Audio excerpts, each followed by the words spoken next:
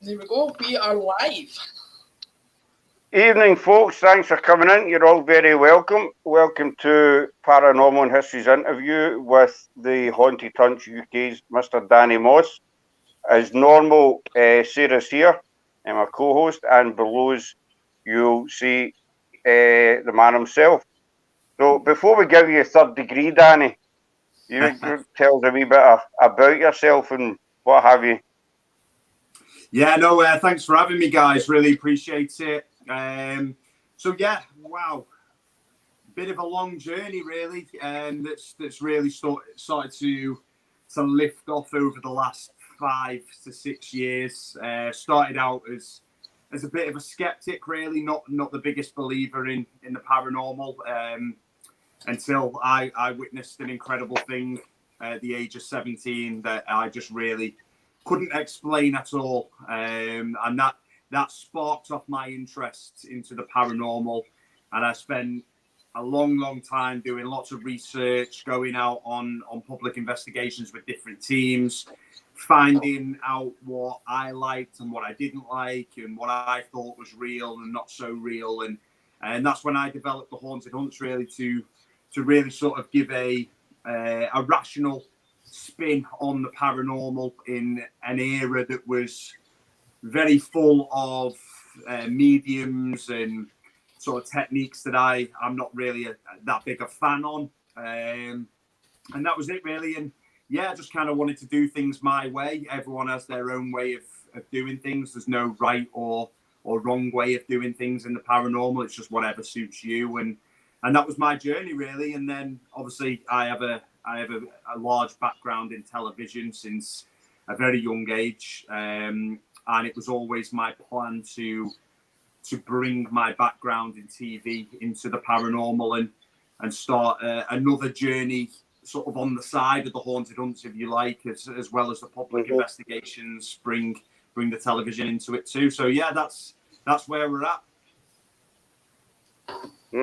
Thank you for that. I'll just try to see who's in the chat first. Erin, Laura, Brett, Nicole, thanks very much, folks, for coming in.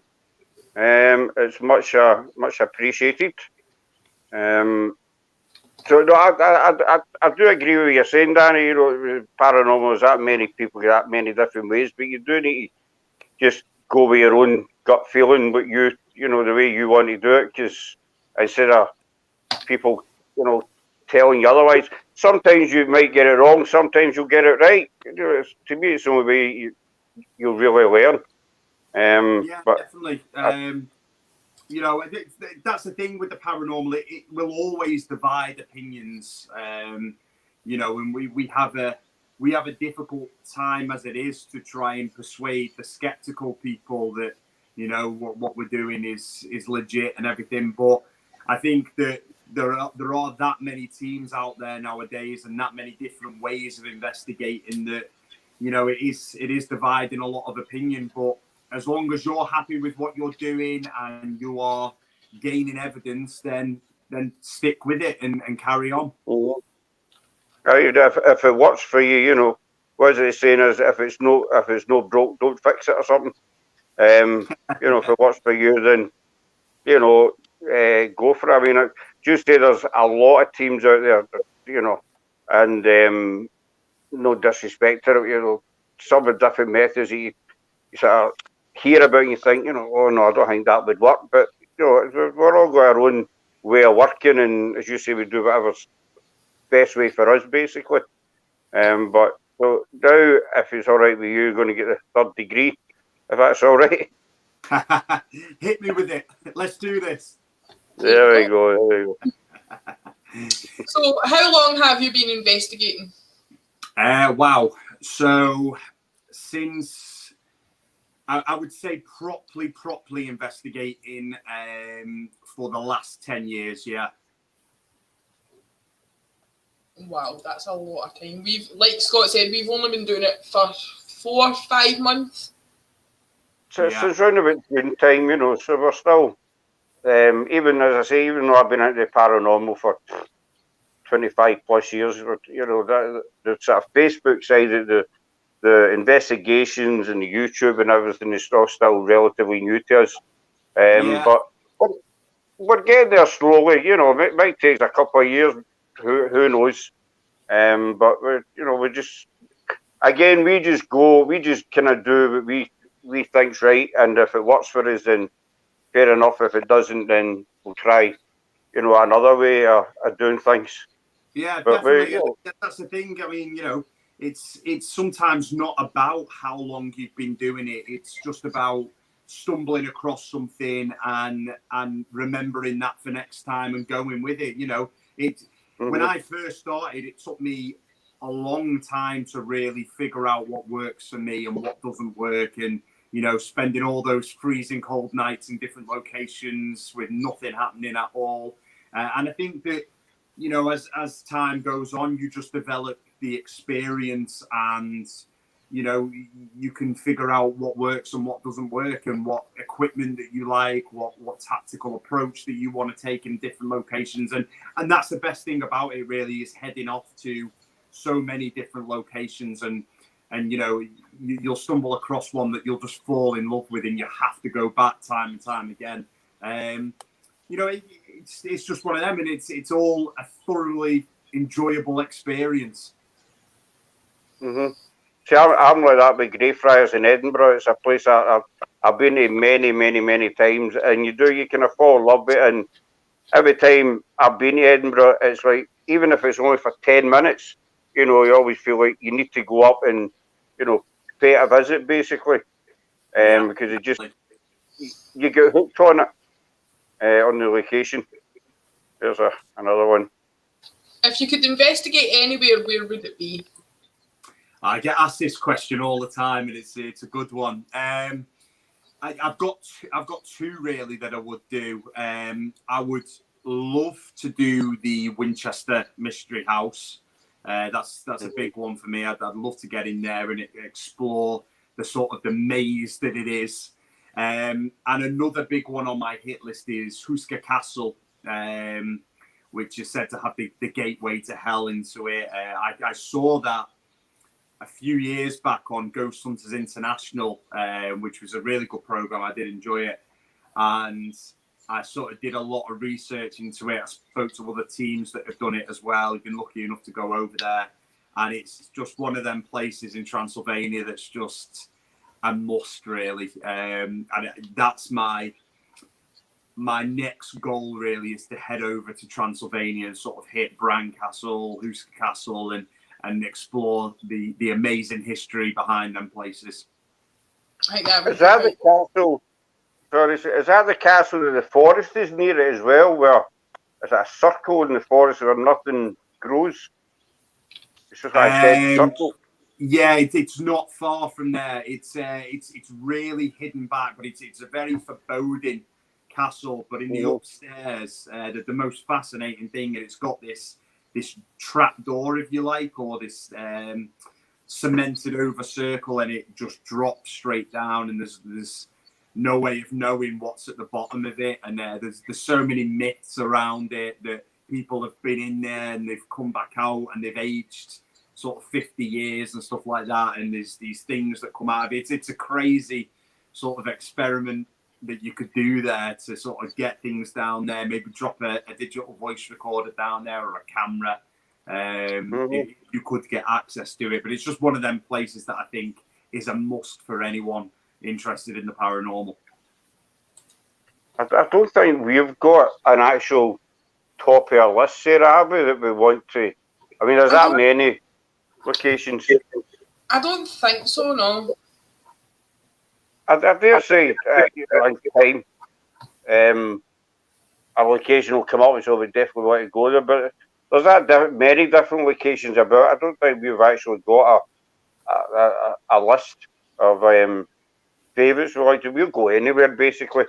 Yeah. I mean, just fine. If you're just at the start of your journey now, it's that really exciting time because you want to hit all these different places. And you've got, if you get the time to do it, just try and hit as many as possible. I mean, one issue we've found, we've Googled, we stay in Ayrshire, it's the west coast of Scotland, and we Googled, sort of haunted castles, places in Ayrshire, what have you, and we found quite a few, and we spent about 2 or 3 days, was it, Sarah, having a look around them. Yep. But the biggest problem we had was access, getting into them. There's an old house nearby, and we'd been dying to go to it, and so we were down one day in the car, and we found there's a wee track off the main road that leads into it. So we thought, we're on to a winner here, and we tried to get down the track, and we found out that they were actually tearing down the forest between that track and the house, and burning trees and stuff. So that kind of put an end to that one. But we got that kind of wee buzz when we found the track, and we thought, oh great, we can get down and have a wee look. And then we seen the JCBs and the bulldozers and whatnot, and we thought, no, that's not happening for us today. I was absolutely gutted because the place is absolutely beautiful, and I was nearly crying, put it that way. Oh, yeah, it's just such a shame, isn't it, really? But I mean, if you can try and get access to it in the future, it'd be great, definitely. Mm-hmm. I managed to get some pictures from afar, so that was kind of as good as it was getting. Yeah. I know. I've been to locations before that have just hidden away, little hidden gems, I like to call them, that you try to gain access to it, and it's impossible. Either it's on private land or whatever, and it is a shame. But I think what you do find as well is half these locations end up getting torn down anyway. I know. See, that's what we found. We went to a place up near the north of Glasgow a couple of weeks ago. It was an old mental asylum, and it's what's left there. It's still a beautiful building, but they're just ripping it down. I mean, they could restore it, turn it into a hotel or some kind of hostel or even private flats, but they're ripping the place down, and it's got a lot of history attached to it, and it is a shame. They're just ripping so many beautiful buildings down. It could be put to some use, but it's they have preserved some of the mental hospital, some of it, like the older, like the newer kind of bits of it that are still kind of intact, have been turned into houses. But there's 3 big, massive bits that they've left it to rot, basically. Yeah, it's such a shame, and then the vandals get in and ruin it as well, don't they? And we had an amazing mental asylum quite close to where I live, actually, and it was just so dangerous. There was asbestos in the roof. It wasn't safe to be in there. You could walk in there, the roof would be falling down and everything, and eventually they tore it down. And it's a real shame, because these locations are a reminder of our history. History is. We think history is quite an important part of the paranormal as well. Yeah, and that's 100%. Why it's called paranormal in history. I mean, there's a lot of these ghost shows on, and no offence to them, I'm not saying anything against them, but they'll go to a location and they'll start investigating, and you're sitting watching it, but you don't have any idea the background to the place, how old it is, or who's lived there, or whatever. So that's how we think it's important to tell, to try and let people know the history of castles, cemeteries, whatever it may be, beforehand. Or that's why we've got the Facebook page as well, where we put quite a bit of history up, because history is important in all aspects, but especially in the paranormal. If you're going to do an investigation, you want to know a wee bit about where you are and what's happened there, etc. Oh, yeah, 100%. Because you can't have the paranormal without the history, in a way, because it's all about the life-changing events, or the events that have occurred in these locations that are the cause of the paranormal. So yeah, I totally agree with you 100%. The history is a major factor in the paranormal. Well, like Scott said, that's why we're called Paranormal in History, because without, like you said, without the history, there's no paranormal. So we tend to any places that we go to, I'll research the history beforehand, write a post about it, post it in the Facebook, and then we'll go and do the investigation. So folk have the whole picture when it comes to a place, rather than just the history side or the paranormal. So we've combined it, and that's how basically we are. That's brilliant. Yeah, it is. Yeah, I totally agree with you guys. History is such a big part in it, and it's even better when you are able to capture evidence that backs up the history as well. That's one of the most enjoyable things about investigating, I think. Mm-hmm. I'll just say hello to Mr. Cat. Sorry, sir. I just noticed Dobie's in, and Mr. Cat and Angela was there as well. Just say good evening to them, and thanks for coming along, folks. Angela will be secretly watching. She's my mother, by the way. She'll be secretly watching. Everybody's welcome. What is the worst experience you have had? In terms of on an investigation, like paranormal activity wise? Just anything really in general, yeah. Yeah, paranormal wise, Yeah, paranormal wise, wow. I would say one of the most negative experiences I ever had was it was during episode 1 of season 1, actually, at Poole Park Asylum. The feeling within that location was bizarre. It was incredibly overwhelming. There was stuff happening that just didn't feel right at all. And from the minute we walked in there, before we started the cameras rolling, we could actually hear someone upstairs. We actually thought a homeless person was in there, staying in there. So we actually went up to check it out, and there was no one in there. And from that moment, there was just this overwhelming sense of negativity coming down on us that just affected the entire investigation, really. And I was actually physically sick at one point, which was an extremely disturbing thing to experience, because there was no rational explanation for why I was sick. It was just this residual thing that hit me, and all of a sudden I just couldn't stop being sick. And some of the EVPs that we caught as well were extremely intelligent but negative EVPs. And that was sort of the theme with season 1, if you like, that we were hitting these locations that were extremely negative locations where terrible things have happened, and the hauntings there had a reputation for being negative. So it was a big test for us. But yeah, that was probably one of the worst experiences I've had.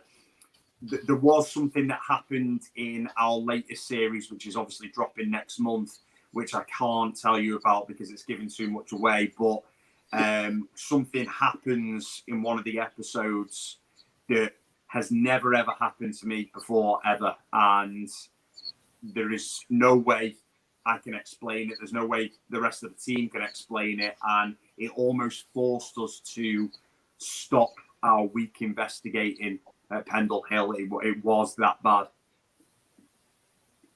I was going to ask you about Poole Park Asylum, because I remember that episode with the footsteps and you being suddenly unwell.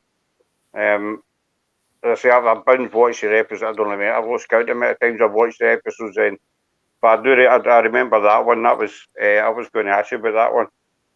Yeah, it was one of the most disturbing investigations I've done, and certainly a location that I won't go back to. I know a couple of the team have been back since on a private with a few other people, and they had similar experiences.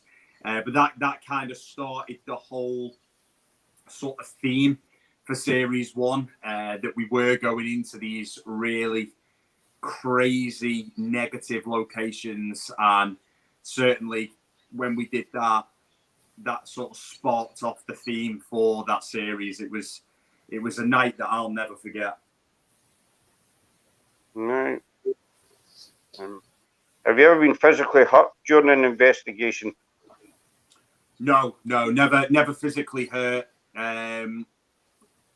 I have felt the sensation of being touched once, and only once, and I'm still not sure to this day whether it was definite. Now I know Charlie and I know Roxanne have both been physically touched on an investigation, but yeah, I'm not 100% sure whether it was. It felt like a very sort of weird sensation in my arm just for a very brief second, like someone had just prodded my arm.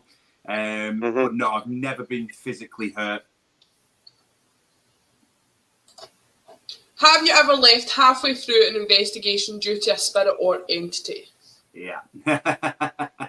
Yeah, you're about to see that in season 3. Ooh. Oh, right. I think I personally, as a team, Scott and me done a place in Edinburgh that was called, Scott, what was that place?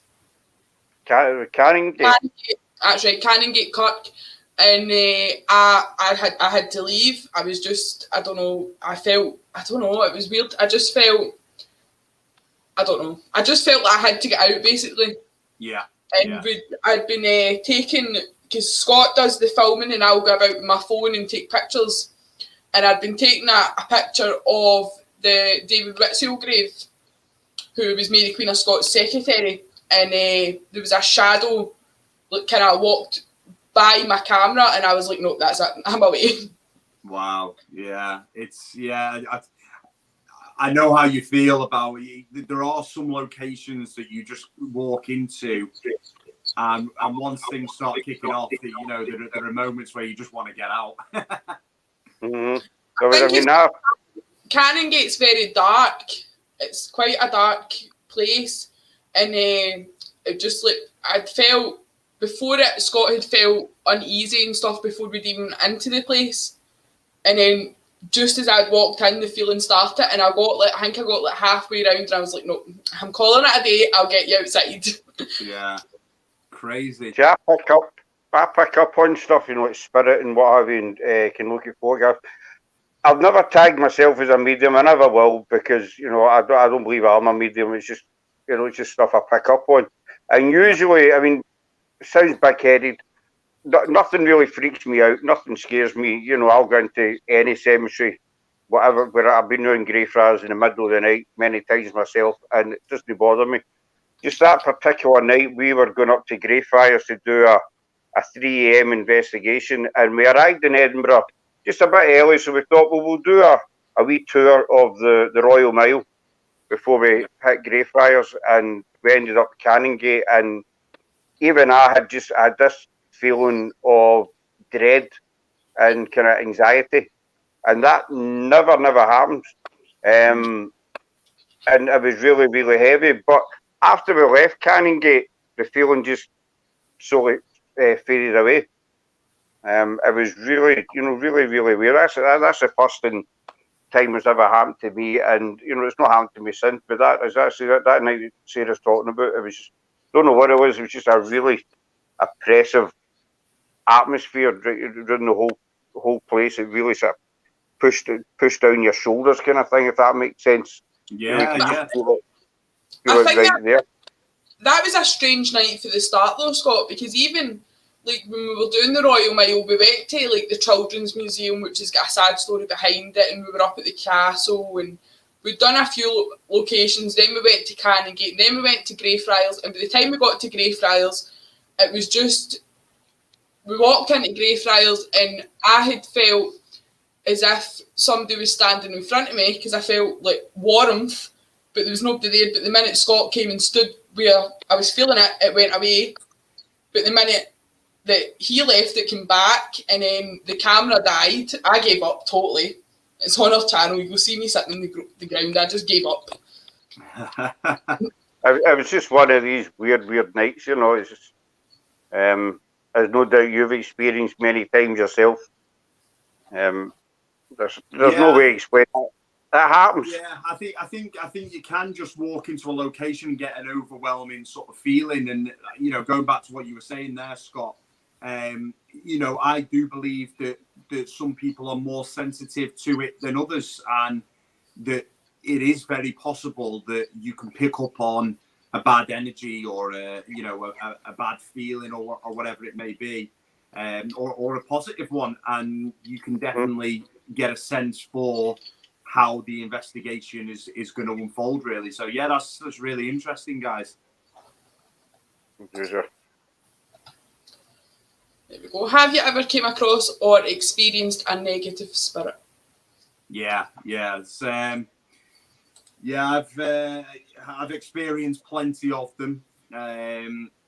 I do believe that they are quite rare, but I there are more positive ones than negative ones, definitely. And in season 2, when we were in Chester, everything that we encountered that week was very nice, very positive, fantastic history and stuff like that. But certainly in season 1, yeah, there were plenty of negative things happening. And, everyone that's worked with us in the past that still works with us now will know about what we've got going on inside Tatton Old Hall as well. And certainly one of the items, if not 2 of the items in there, we believe have severely negative attachments to them. So, yeah, dealing with negative entities, it does take a lot out of you sometimes. And some of the things that can happen can be extremely disturbing. But that is all part of the paranormal. I think, you get positive and negative in everything that you do. And that's very much the case in the paranormal as well. So just 2 seconds, guys. Sorry. Say hello to Drew. Drew, thanks for coming in. You're most welcome, pal. Good to see you. Have you ever been followed home by a spirit? No. No, that's something that I really believe is an extremely rare thing to happen. And I've seen some investigators, some quite well-known investigators as well, claim that it's happened to them. And to be honest, I don't believe it at all. I believe it's possible, but I think that's one of the most rare things to ever happen. In all my years of doing this, and everybody that I've ever met and worked with, guests who come on my nights, I don't know anybody who has claimed that they've had anything follow them home. The only thing I've ever had in my house is when I had the haunted collection here before it was moved into Tatton Old Hall 2 years ago. But I've never had anything follow me home back to my house, no. There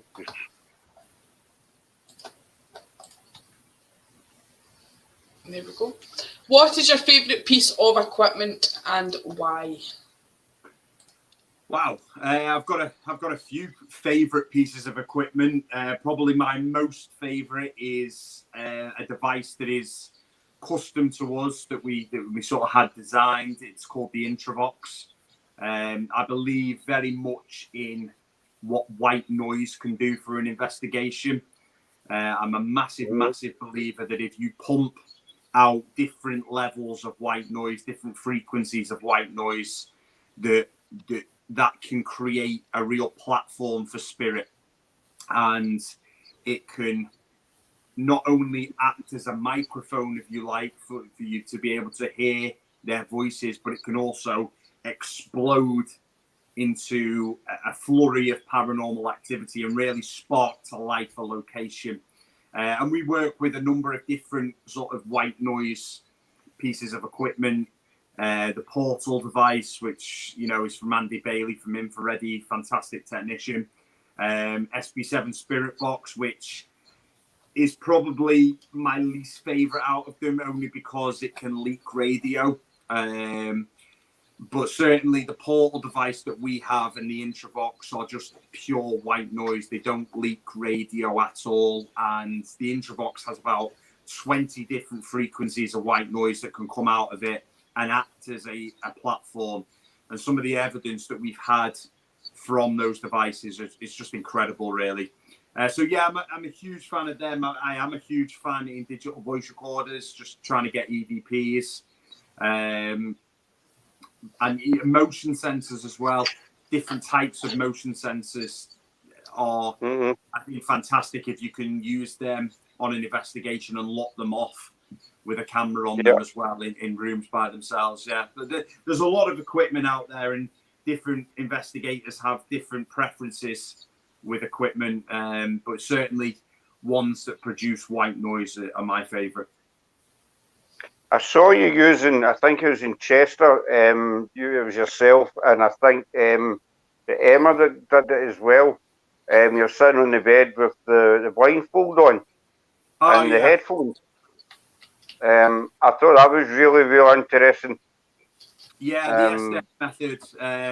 It's yeah, you know, that's it. Quite a popular one that at the moment. I know certainly when I did Paranormal Captured last year, MJ Dixon used it, and it was really, really effective on camera. But yeah, it's a dead simple method. Get some noise cancelling headphones. They have to be ones that you can't hear sort of any outside confliction with, though.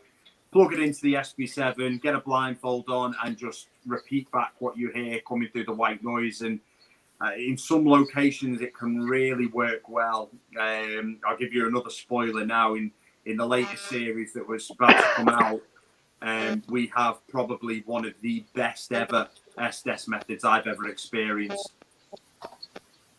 I'm looking forward to season 3. I think it's the 22nd October it's out. Is that right? Yeah, that's right. Yeah. Yeah. I'm looking forward because I know you've done quite a wee bit in Pendle Hill. It's a place I've always been fascinated. I've seen quite a few documentaries on it, and so I'm looking forward to season 3 coming out and giving that a good watch. Yeah, really... it is. You can see already that the hype is generating for it. There's a lot of people who want to watch it, and the support that we receive is just it will never ever get old for me, because it's just so overwhelming to see people support what we do, and really create support for other paranormal people as well, and certainly season 3 going to Pendle Hill was just a dream come true for me, really, because there's so many people that go there. We worked with a guy called Simon Entwistle, who's a local historian around the area, and he said something that will always stay with me. And he said, on Halloween, Pendle Hill's more like Wembley Stadium. It attracts that many investigators and modern day witches. It's just one of those places that I urge everybody to go to. It's a fascinating place, and the hauntings there are so unique. They really are. As you say, it's the history connected to it's unbelievable. With the Pendle witch trials, Alice Nutter, Elizabeth Demdike, the whole lot of it, and I think it's one of the biggest witch trials that's kind of fascinated British history, basically. You had Matthew Hopkins, the Witchfinder General, as well, but I think Pendle Hill has got a bigger draw to it than anywhere else. Obviously there's been witch trials all over the UK down through the centuries, but Pendle Hill, I think, is a major hotspot. Oh, definitely. I mean, it's for anybody who ever goes there, it's really difficult for me to describe on a live or on camera what it's like there. You have to go and experience it for yourself, but it's a place that is so unaffected by time. There's so many little farmhouses and hamlets that date way back into the 17th century, and certainly the history behind the place and the atmosphere surrounding the hill itself is like nothing I've ever experienced. And certainly the week that we were there investigating was one of the most surreal weeks I've ever had in my life. And we got home after it, and it took us 4 or 5 days to recover. And we all got together and sort of discussed what had happened and had a look through what we'd captured. And it almost brought us to tears at one point, because it was just an incredible week. And it's a huge credit to everybody back here as well for the work that they put in while we were out there. sort of our research team that were hitting us with locations. If it wasn't for them, then it wouldn't have been the success it was. Yeah. Well, it is definitely a hot spot. The next question should be popping up there, Danny. I think There isn't no more questions. All right. Well, I've got another couple of questions for you, buddy, and then we'll get a wee something to show you to get your opinion on it. Now, I mean, in your team, you've got yourself, you've got Emma, you've got Roxy, Charlie, and Becky. Who out of the five of you would you say are the most easily spooked? Is the most easily spooked? They'll say me. I spook quite easy, but only with the stuff that I know is 100% real. Emma will spook in certain situations, and I know that Rox will as well. And Becky will spook big time when it comes to the more disturbing stuff. So the really sort of dark entities that we've managed to connect with over the years, that really does affect Becky in a major way. But I think we've all had our spooky moments. But yeah, I'd certainly say, me, Emma, and Rox are the ones that spook the most. Excuse me, I had to ask you that, but you look at I've watched all your episodes and what have you, and you all scream at different times and swear, sweary words and that. I thought I need to, I do need to ask. You've all gone pretty well. Sorry, Sarah. Brett's got a question. Did Danny go to the Barley Mow for a pint at the bottom of Pendle Hill in the village? Do you know what? I really wanted to, but it was closed, obviously, with COVID. We managed to get out. It was in July that we went. So, obviously, the lockdown was over and we were allowed to go out there. But we were really, really lucky because about 3 weeks after we filmed, obviously, the restrictions came back into the likes of Burnley and Pendle. So, yeah, it's a good job we actually got out there to film when we did. But yeah, it's I know Charlie and Rox were actually interviewing locals outside Barley Mow when we were there, and Barley's a fantastic little village as well. So yeah, I loved it there. Absolutely loved it, and I would have loved to have gone for a pint in there if it was open. Well, so there's 5 years in your there's 5 years in your team, and you've all got on pretty well. For what you see on camera, he's got on that well behind the scenes. Oh, even better, yeah. I think for the first time, what we're doing with this series is we're releasing a behind the scenes thing onto YouTube, and not many people get to see sort of what goes on behind the scenes when we film, because it is very intense. And there's a lot of production work going into it. But this time, because we knew we were spending the week in Pendle, I said to one of our crew members, film, whatever you can and get some of the behind the scenes stuff. And I know not a lot got filmed towards the end of the week because things did take a bit of a dark turn. But certainly at the start of the week, we got loads filmed behind the scenes. And people will get a chance to see that. I mean, Charlie and Rox are fantastic people. They don't shut up. They have verbal diarrhea, the pair of them. Emma is hilarious. She's a really funny girl, massive into her horses. And obviously Becky and I are brother and sister. So it's a team that really do get on. And we've got other people who work for us as well, Tracy and Gareth, all the research team here as well, and the crew members, Alice and Nick. And we all like one big family, and I think that is very, very important to have in a paranormal team, is to have that connection and trust with each other.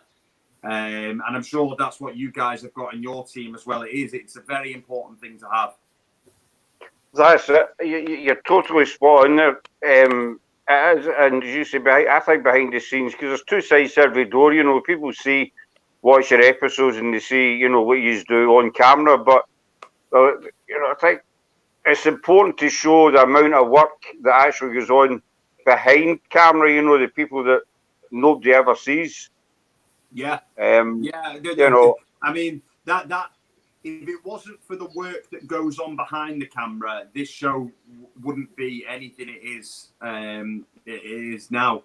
I mean, from the voiceovers to the working with the editors, the months prior to our actual investigation. I always say this, and it sounds silly, but me, Charlie, Rox, Emma, and Becky, we have the easy job. We just go out for the week and we film, and it's the guys behind the scenes that do all the hard work for us. I mean, I'm lucky to be involved in the production side of things, and I see how much it takes.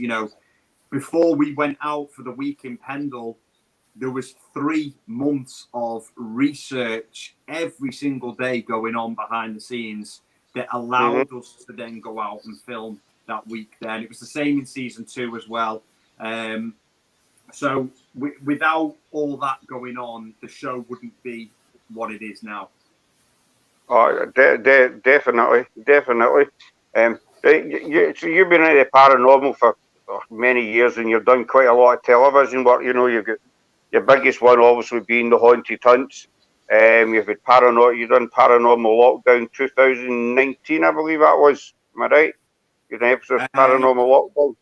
2018, that was. We filmed that, with sorry. Nick Groff and that. And obviously, I was very lucky to be one of the lead investigators on Paranormal Captured, which was a fantastic show to be involved in. The guys at Woodcut Media, the production company, were fantastic doing that.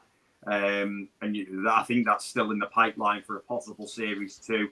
But yeah, I mean, the Haunted Hunts is sort of my baby, if you like. It's a show that I write myself. So it will always be very special for me. But we have, obviously, we're in talks at the moment for something very special happening. And if it comes off, then there'll be a lot more happening in the future. Favourite places. Danny, what's your favourite place to investigate in Scotland? Wow, to be honest, I have never ever done an investigation in Scotland. I've been once. I went to Edinburgh when I was a lot younger, and I absolutely loved it. I would love to do the vaults in Edinburgh. That would be incredible. I obviously I've heard from you guys, and I've heard it a lot from other guys in Scotland as well about Greyfriars. That's somewhere I'd really be interested in doing as well. But there are so many castles in Scotland. I would absolutely love to get over there and do a series in Scotland. And you never know what the future holds for that. So, well, that's true. We're always here. One last question, and then we'll show you this video. Do you feel the difference between castles and just old buildings? Obviously there is a huge difference, yeah, but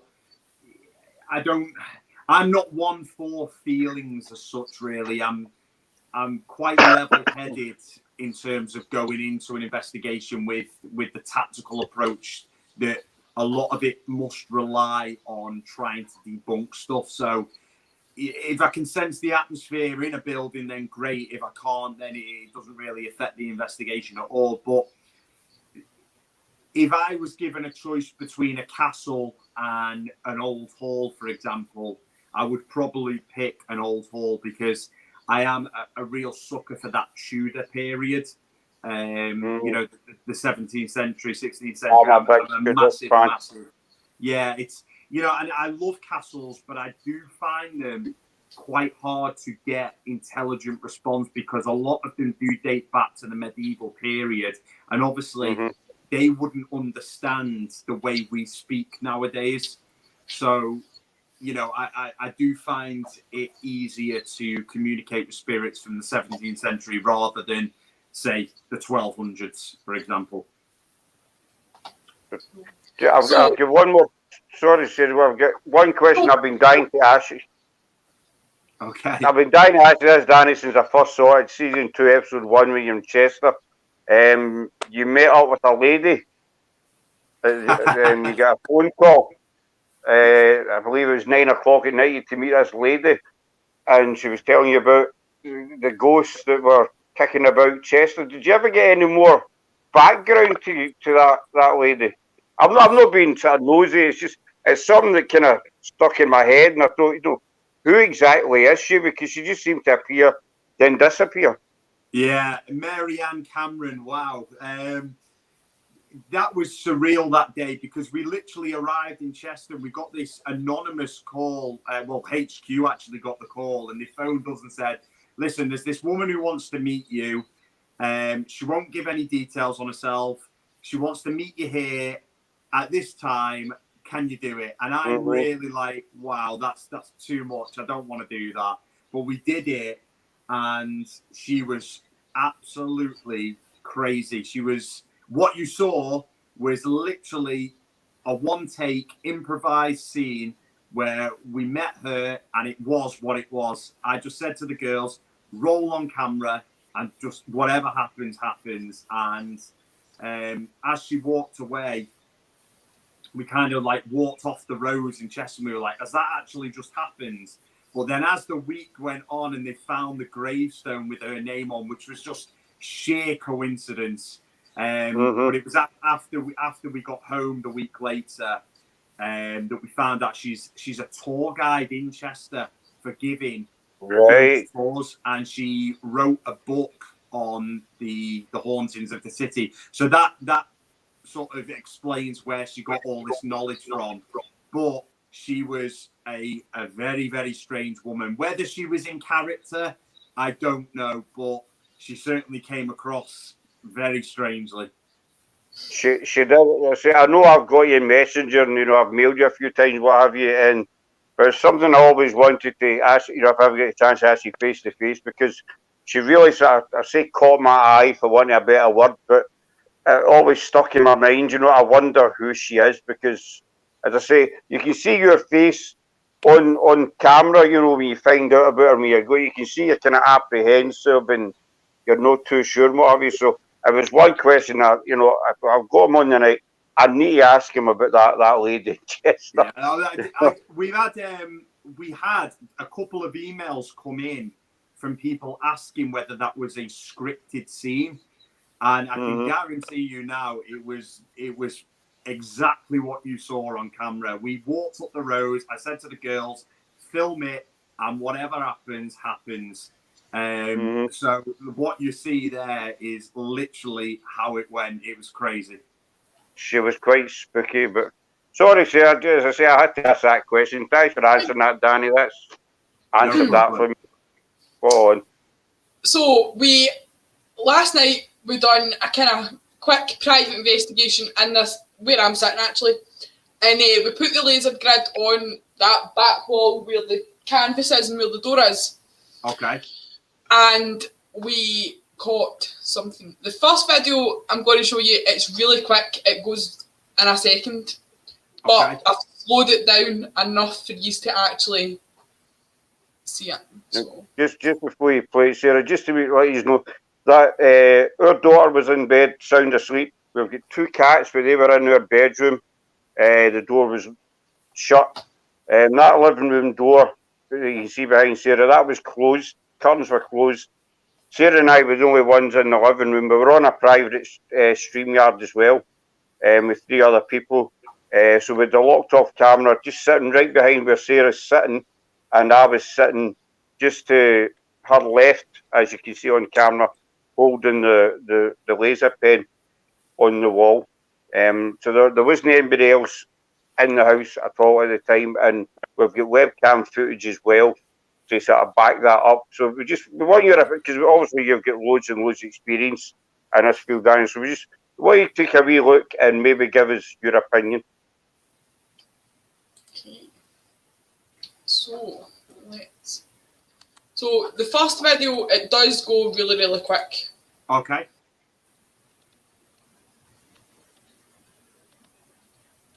So yeah, I mean, it is really quick. Yeah, see that? So I have managed to slow it down.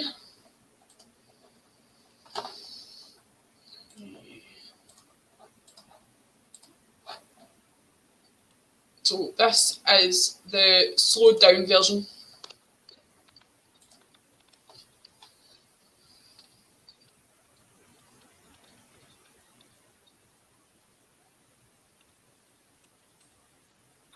Definitely, yeah. So That's awesome. So obviously nobody moved at the time. Nobody moved in front of the grid now. Well, I mean, guys, when I see something like that, and obviously, you know, if you've got webcams to back up that nobody moved, then what else can you put that down to? It's if I'd captured that in a room and I knew for a fact that nobody moved at that time, then you know what else is it? It's not normal, is it? So it's paranormal. well, exactly. Plus, even if it was one of us, none of us could move that quick. Because as you've seen, that literally went by in a second. Even in the slowed down one, it's away before you can even. That's what laser grids are for, though. So you've used it really well. You've got it on camera. You've got the webcams to back up that no one's moving. You've covered all angles perfectly. So for me, that's a great capture, definitely, and you should be proud of that. And the fact that you've been intelligent enough to back up every sort of aspect of it. You know, that's a very difficult one for a skeptic to explain. Well, exactly. I sat here today. I sat here and I'd played it at least 10 times before I'd even showed it to Scott. And then I'd sat all day and slowed it right down, blah, blah, blah. And then we sat and we recreated every angle that we could possibly think of that could possibly make something like that. And there was no explanation. Her daughter, she was sound asleep. The cats were in her bedroom, locked away. Living room door was shut, and the locked off camera was sitting directly behind where Sarah is. I was sitting. There's a chair just to the left of Sarah. I was sitting there holding the pen. So I mean, even if it had been somebody, then the camera would have picked it up. You picked him up as well.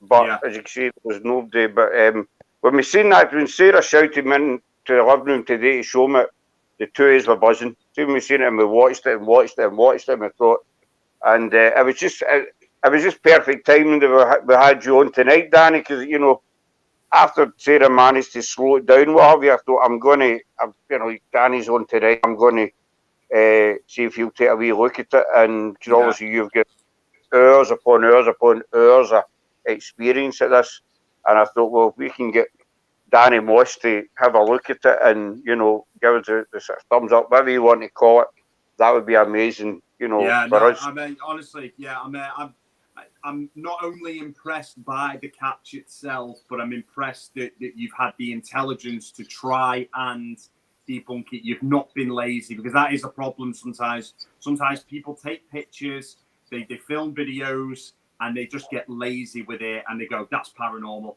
You've had the intelligence to try and debunk it, try and rationalize it, cover your angles, and then you've got a great piece of footage there as well. So it's one you should be proud of, guys. Well done. Thank you. Thank you very much. I think that's all the questions. Don't see if there's any questions from chat, if you're okay with that just now, Danny. Yeah, no problem. I've been putting them up. There's one for Brett. Would you investigate my house? If I'm ever in Scotland, I will come over. But it's been great having you on, buddy. I know you're sort of limited for time. Hopefully you'll come back on another night. Maybe some of the other guys as well. You're always welcome. Thank you for having me, guys. I know you've got a busy time coming up, and you've just finished a busy time, so you'll be wanting a wee bit of downtime. But we're really looking forward to season 3 coming out. I've been looking at all the Facebook posts, and the hype is really. I think as the time's getting near, I know it's we've about a month off or so, but I think as the time's getting nearer for the season coming out, and the hype will get bigger and bigger. He's do that's the thing that attracted me to you. At first, it was the the Forest one you did. Oh, what was it called? Delamere Forest, and you heard some noises and what have you. I think you were down the lake as well, and you heard some noises, but you debunked them. Basically, you did say, well, it could have been people walking about or wildlife or whatever, and you basically admitted, well, we didn't really get anything, and I think that's really, really important that people can stand up and say, look, we never got anything, and that's what I like about your team. Your investigations are brilliant. I think they're really interesting the way they're put together, the way you connect and work as a team, and also your honesty. It's really important. Thank you. It means a lot. And like I said before, the support that we get is overwhelming, and we will always be grateful for it, because if it wasn't for the support, then we wouldn't bother doing it. And it means the world to all of us, and we do get a chance to look online and see stuff. So it is amazing, and yeah, honesty is a key factor, and it is difficult for some of the, I would say, the American shows more, because they have got big production companies pushing them to feel stuff or get stuff. And that's part of the reason why I do like Amazon Prime so much, is because we can work with our own production company who we trust, and if there's an episode where nothing happens, then nothing happens. That's the way it is. That's how real paranormal investigation is. But you can still make an entertaining show without having evidence. You should never, ever stage anything in a paranormal show. But unfortunately, that is the route that some teams choose to take. But I always say, if you fake stuff, you will get found out 100%. Eventually, yeah. And I totally agree with you 100%. And as you say, there's a lot of shows out there, a lot of American shows out there, and they are under pressure to deliver. And it basically comes down to money. Can we get the funding for a season 2 or season 3 kind of thing? So they feel that they need to produce a result. So if they go to a location, they get nothing. They could have a guy standing behind them throwing stones. Just to create some kind of. It might sound daft, but that along those kind of lines, would you say they do get found out eventually? Yeah, they do. They will always get found out, because it becomes obvious. And I do feel sorry for teams who have to feel like they need to do that. But there is a lot of competition in America, in the TV industry. Over here, well, obviously most Haunted aren't even on television anymore. So, there is no mainstream British shows at the moment that are British produced. So I know Help My House is Haunted, but that's American produced anyway. It's just it's a very strange industry at the moment, and it could go one or two ways. And I just think that people need to sort of get back to their love for the paranormal and keep it serious. Really, stop with these silly live streams that go on. And I've seen some live streams which are absolutely brilliant. But then there's some teams that are going out and doing it for the wrong reasons, to get as many views as possible, or and that's not the paranormal for me. At the end of the day, it's the truth that counts. Yeah. Whether you've got 10 views or 10,000 views, it's the truth that really counts at the end of the day. But actually, I know you're a busy man, buddy, and we'll let you go on with whatever it is you need to do. Everybody in the chat says Danny Moss from the Haunted Hunts UK. They're on Amazon Prime. There's 2 seasons on Amazon, and they've also got a 2-hour special of Codnor. I always call it Condor Castle. Codnor. So check them out, because their 3rd season is out on the 22nd of October. I'm sure there'll be a few wee surprises in there for us all. I mean, but thanks very much for coming on, Danny, and it'd be great to have you on again, and anybody else in your team that can make it on. And thank you, guys. Drop me a wee mail. I'm sure we'll do it again sometime. Thank you. Excellent, buddy. You take care now. And tell you regards to the rest of the team. Stay safe, buddy. Thank you. Cheers, guys. Bye. Well, thanks for coming in, guys. I don't know if anyone's any comments. If anybody's want to come up on the panel. We've got something to go, Brett and Sheriff's in. Howdy, Sheriff? Yeah, I just seen your name pop up there, Dobie. But you should check them out, guys. As I say, they're on Amazon Prime. 2 seasons on Amazon Prime and a 2-hour special. The 2-hour special is really, really interesting. They get a lot of good evidence, a lot of good results. And the 3rd season is out on the 22nd of October. But hopefully we'll get them back on again. Excuse me, my throat's starting to go. Thank you very much, Brett. Thank you. So we appreciate you all coming in. You can drop your links before we go, guys. I think Drew's going live at 10:30, was it? Did I see your comment there, Drew? 10:30, was it? Yep. So just drop your links with them. I think that's us for tonight. We're planning a live. When we're back on Wednesday night, we've got. I always get her name wrong. Nicole Through the Veil Paranormal. Is it Sarah? Did I pronounce that right? Yep, I think so. We've got her on. And then Thursday night we'll be doing a live investigation from Lockdown Castle in Ayrshire. Thursday night, might be Thursday during the day. On Thursday we'll be doing a live investigation for Lockdown Castle during the day or at night time.